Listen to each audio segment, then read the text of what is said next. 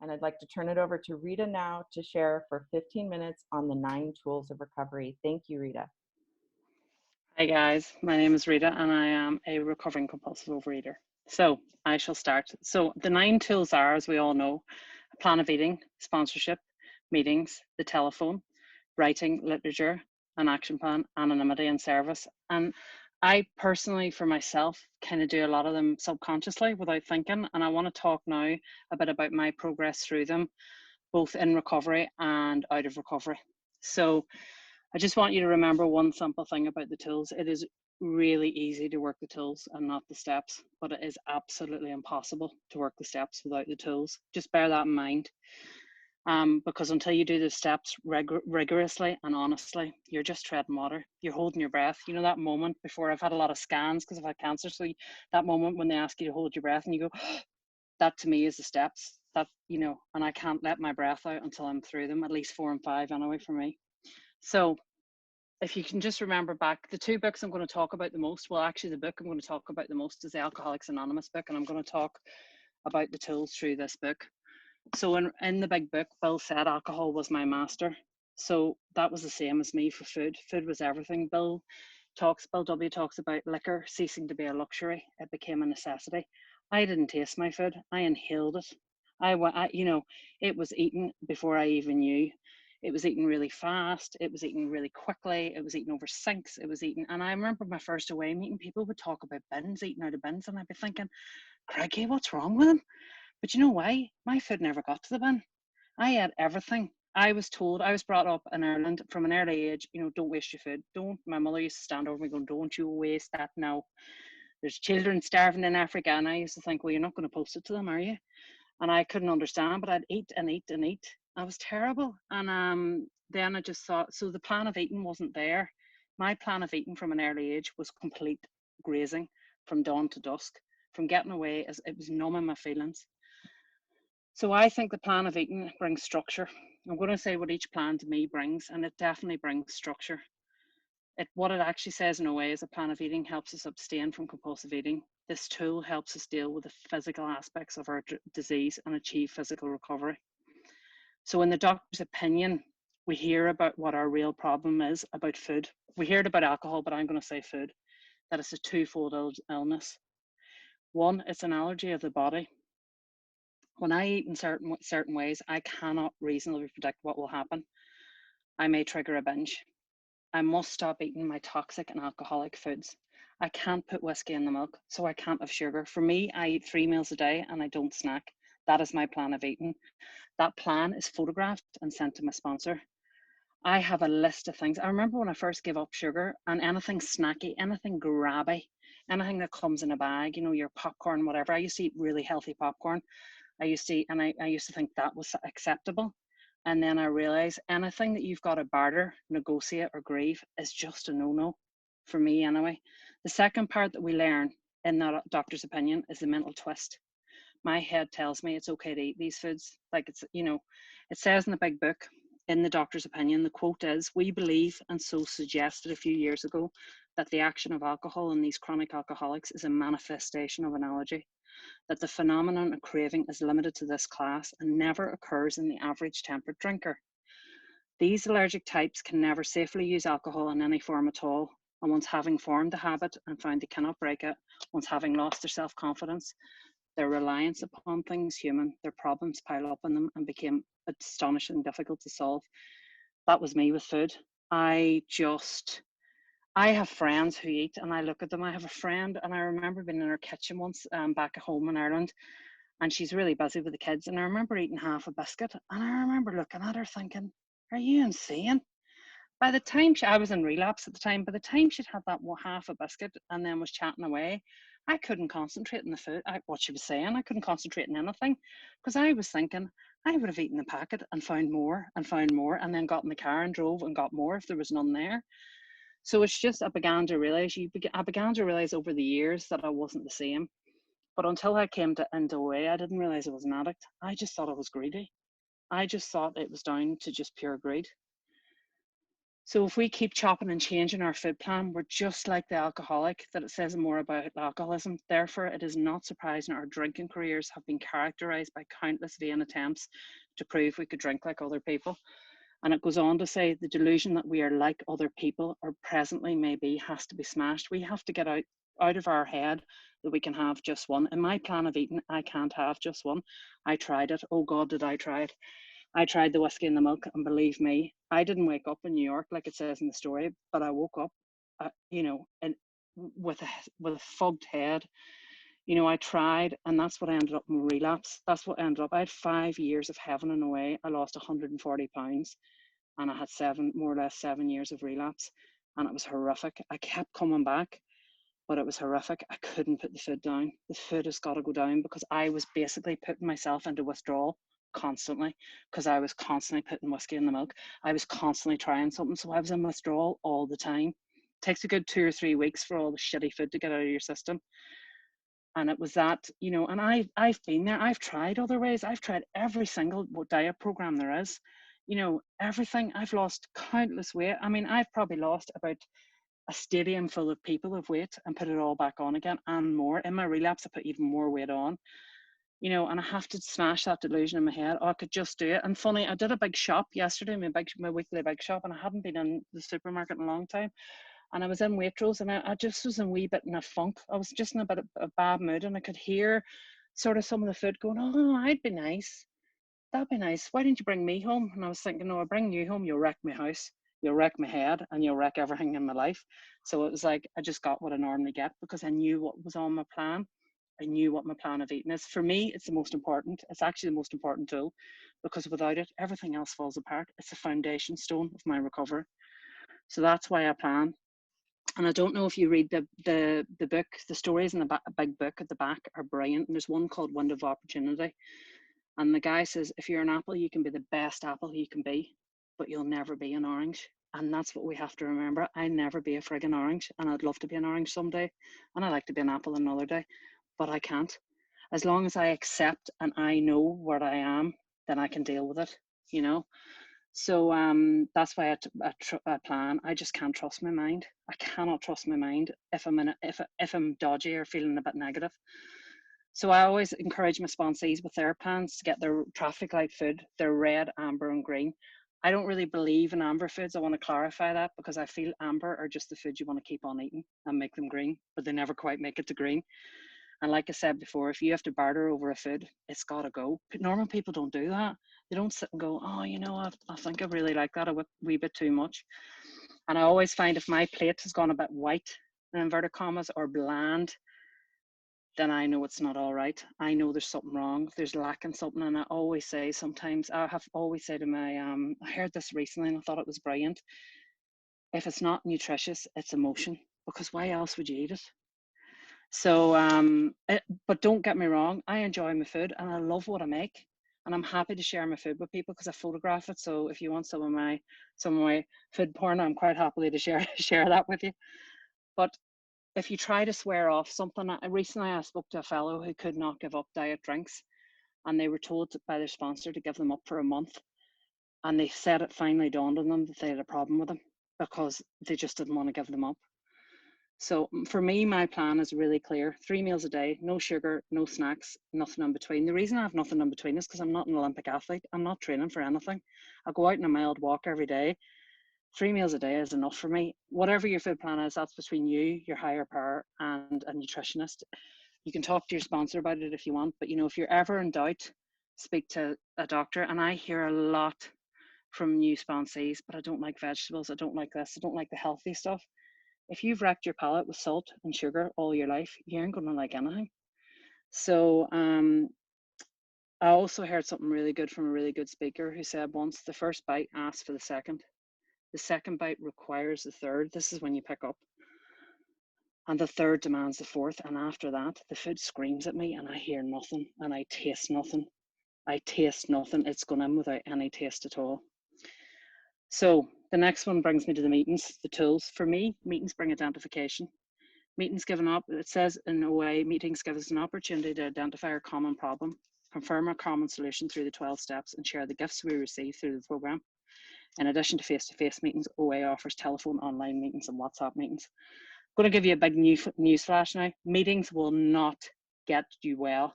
I hear this all the time in the rooms. I've been to 20 meetings, I've been to this. I did my 90 and 90 at the beginning of lockdown. It was fabulous. What an opportunity to be able to do that. I like to do a meeting a day, but they will not keep you well because there's so much more work on top of that. I just wanted to make that clear. But they work, but just not on their own. They need all the tools to work together. You'll hear the solution and you can identify those who are the same condition. Go to meetings where you hear recovery. Don't go to a pity party. Don't go in where it's all negative. There's no experience, strength and hope. We have to hear that, because without the hope, we will just flounder. That's your 10 minutes. And thanks, Karen. Oh, I'll hurry up. So for me, I always like to hear the solution. And there's many special focus meetings, and it says on page 13 and forward to the first edition, we have Alcoholics Anonymous at more than 100 men and women. There are more than 1 billion 100 men and women now who have recovered from a seemingly hopeless state of mind and body. To show other alcoholics precisely how we have recovered is the main purpose of the book. For them, we hope these pages prove so convincing no further authentication will be necessary. That's what you get in a meeting, identification. You hear your story, you find people who are well, and you think, how can I get that? And it's also about telling people, it's also about being honest. The newcomers are the most important people in the room. And actually, if you are binging, like me when I was in relapse, it's good to go and tell people, because you want to know what's going wrong. The next one is a telephone. For me, it brings connection. Many members call, text or email their sponsors and other OA members daily. Telephone or electronic contact also provides an immediate outlet for those hard to handle highs and lows we may experience. For me, the telephone and Zoom brings a pause to the disease. It's that little stopgap. When I'm wound up or funked, I reach out. When I want to eat, I reach out. It's really hard to lie when you're talking to somebody live. It's just hard, especially on Zoom. It's a great tool to get out of your head. Take newcomers' numbers, go to meetings. Once somebody says they're a newcomer, even if you're newish yourself, take their number and chat to them. We've got to get out of our own head. And the big book clearly states, here is a sick man, how can I be helpful to them? Ask them how their day is going. Don't talk about yourself. Ask them how their day is going. You can ring somebody else if you want to talk about yourself, but make sure you hear how somebody else is. I also use my telephone for podcasts, actually. When I need to hear the solution, I stick on a podcast and go out walking to get out of my own head. Remember the word connection. If you aren't connected to your higher power, your disease will sound an awfully lot like God. Or sorry, your disease will sound like God. So writing, that's another one. This is my least favorite tool, by the way. I hate writing because I've got really bad neuropathy in my hands. So it brings, I don't like it, but it brings clarity. It says putting our thoughts and feelings down on paper help us to understand our actions and reactions in a way that is often not revealed to us by simply thinking or talking about them. For me, this is a 10-step inventory I do. The spot checks, my resentment forms, my fear forms that I share with my sponsor once a week. It's my least favorite tool, but it bloody works. Every time I do it, it works really well. I start writing and I realize how ridiculous, like, he said this and I was really annoyed. It's always my poor husband. Why doesn't he want to do the fence? Why do I have to pay somebody to do it? He can do the, this was my recent resentment about our garden fence. It's ridiculous. But in the big book of page 67, we ask God to help us show them the same tolerance, pity and patience we would cheerfully grant our sick friend. Brings me to the literature. This is instruction. We read OA approved pamphlets and Lifeline magazine. Reading literature daily reinforces how to live the 12 steps and traditions. For me, the AA Big Book is my Bible, in effect, but often I need to hear a story from compulsive overeaters too. I love all the literature books. I only really use for sponsorship that book and the 12 and 12, but I love hearing the story. I love hearing how people achieve it. And remember, the Big Book, Bill's story teaches us: 1, we are powerless over food; 2, the need for acceptance for the powerlessness; 3, the need for faith in a power greater than themselves; 4, abstinence and recovery are fragile if we do not keep close to our higher power and work with others, which leads me back to the disease sounding like God if you're not careful. So action plan, one that's very rarely used, but an action plan is part of my food plan, to be honest. An action plan is a process of identifying and implementing attainable actions that are necessary to support our individual abstinence. Just like our plan of eating, it may vary widely among members and may need to be adjusted to bring structure, balance and manageability in our lives. So action plan incorporates things in the tools. I have regular exercise on there. It's my dashboard. It's what I see when I wake up, kind of my action plan. You know, it's about my meditation. It's about my phone calls. It's about reaching out. It's kind of like I'm project manager anyway, but it's that kind of project managing my disease so it stays away. It's all the stuff I need. And, you know, a great OA buddy once said to me, we are addicts and we absolutely hate the way our lives are, but we completely hate change as well. So it's about managing that. You know, an action plan helps you manage your change. It helps you become, it's the humility part. It's making you become a better person because you've a really good plan to follow. Anonymity brings trust. I'll just rush through these now because I'm aware of the time. Anonymity brings trust. Anonymity guarantees we will place principles before personalities and assures us that only we have the right to make our membership known within our community. Anonymity is really important. I got put in a really bad position once in the meeting. I come from a very small town. I went to an AA meeting because there was no OA. My dad used to be quite a famous footballer, and when I came in, 3 people tried to find out if I was his daughter, but they all kind of knew, and they were all like, "Oh," and I remember feeling a bit compromised because it made my share slightly more. I couldn't talk the way I wanted to talk, and I love going into a meeting and not having feedback. I just want to go talk, and I speak to my mentors, I speak to my sponsor if I need to adapt that. We should not crosstalk. We should not give people advice. And, you know, that's what anonymity is about. We can just go.